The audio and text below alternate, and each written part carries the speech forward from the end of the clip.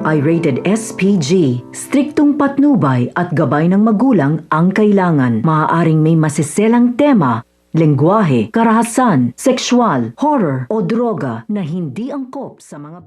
Natagpuan na nga ito si Megan ng kanyang ina na si Dara sa puntod ng kanyang ama at narinig nga nito ang mga hinanaing nga niya na nararamdaman sa kanya. Dito nga awang-awa nga siya, kaya naman ay napilitan na nga siya na aminin ang kanyang sorpresa sana sa magiging concert nga nila.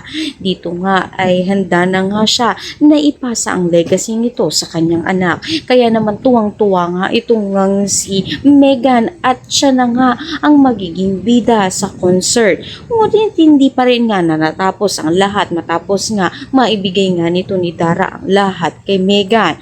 Ang plano nga niya na itong si Jenny ay hindi natuluyan pa na makasipot dito sa concert upang siya na nga mismo ang maging star of the night. Kaya naman naisipan nga niya na bayaran itong nga kakilala nga niya upang tawagan nga itong si Jenny at sabihin na aksidente ang mga magulang nga niya.